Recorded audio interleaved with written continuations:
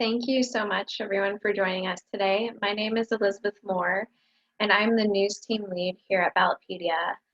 Today, we're talking about a new project Ballotpedia launched this year with another nonprofit, EnCiv, after beta testing last year, and that project is called Candidate Conversations.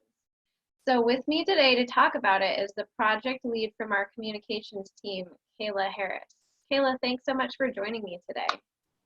Thanks, I'm excited to be here. So I want to start off with a simple explanation of candidate conversations. Can you give me the elevator pitch to begin? Yes, so I would like to imagine candidate conversations as getting all of the candidates running for a specific office in one coffee shop together to have a short discussion. I kind of like to think of it as speed dating, but for voters. I love that analogy. I know we've been bouncing this idea around at Ballotpedia for a while now. So can you tell me a little bit about how this idea came about in the first place?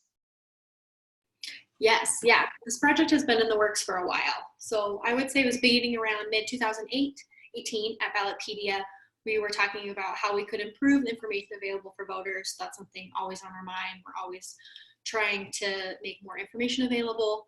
And so the first iteration of this idea was to develop kind of like a software, a platform for a moderator-free debate.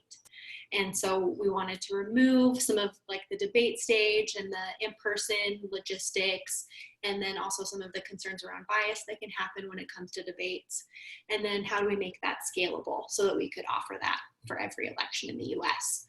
And so we spent 6 months kind of kicking around that idea. We talked to a lot of people in kind of the civic engagement world and got their feedback. We also bored our family and friends to death, asking them a million questions and trying to get their ideas about what we could do. And eventually that idea came into a partnership with EnCiv. They had some of the ideas for this platform and the ability to develop this open source software that we're able to use to run candidate conversations on. Okay, wow, that sounds like a long development process. If I remember correctly, we rolled out a version of this last year, correct? So what happened with that? Yeah, yes. So we started beta testing for the November 2019 elections.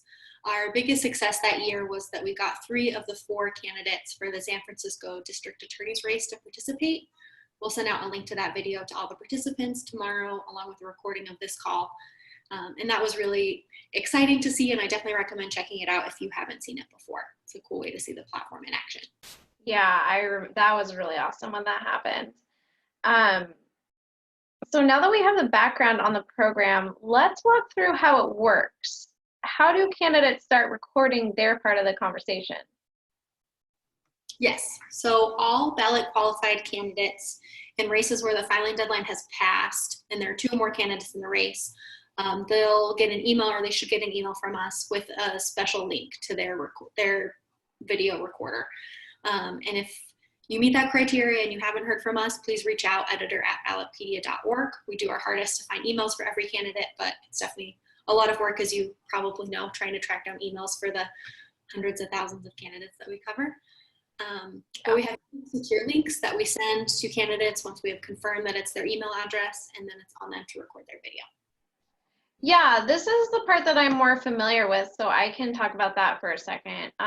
So candidates will open the recorder link we send them, and they will either see me or another moderator introduce the process. After that, an example candidate will start and give you a preview of what's to come. When it's time to record your video, a countdown timer will appear, and then you can start recording. Is that right? Yeah, exactly. And so then the process continues through 4 rounds after that. Candidates give a little introduction about who they are, and then they answer a series of 3 questions. Currently, our questions are, what do you love most about where you live?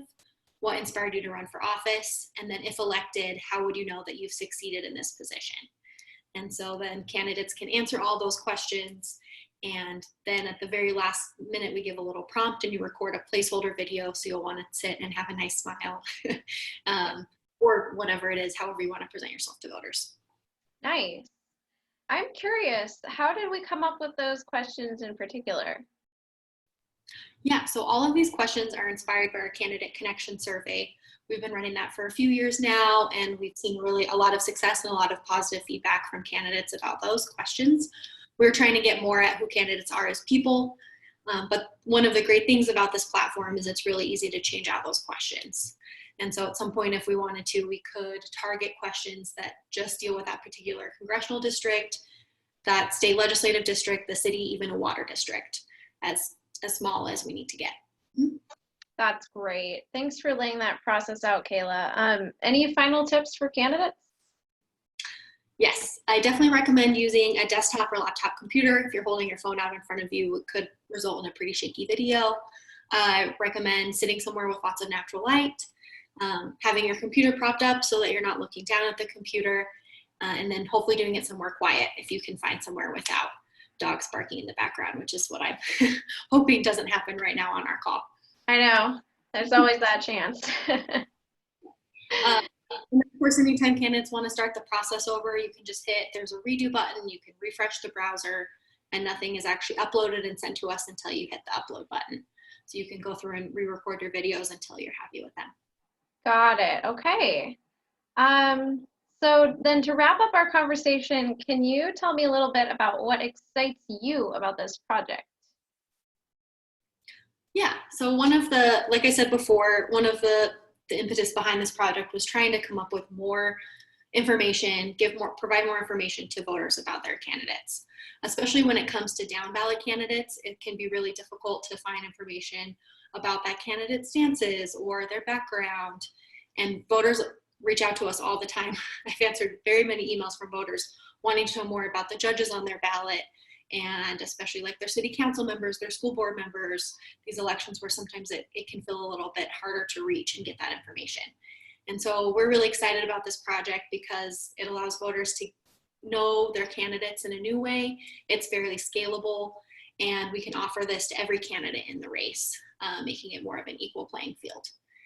And then, as you've probably seen from the conversations you've watched, they're surprisingly intimate, and they give you a really unique insight into who the candidates are. And then you can watch them anytime because you're standing in line for the polls.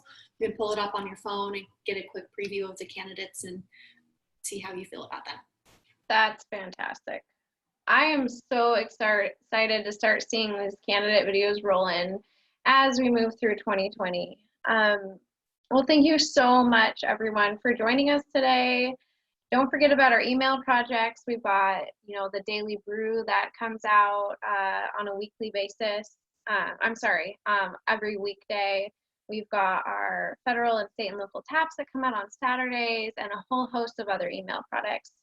So don't forget to sign up for those. And thanks again, Kayla, for joining us. Thanks. I appreciate you taking the time today, Smith. Thank you all for joining us.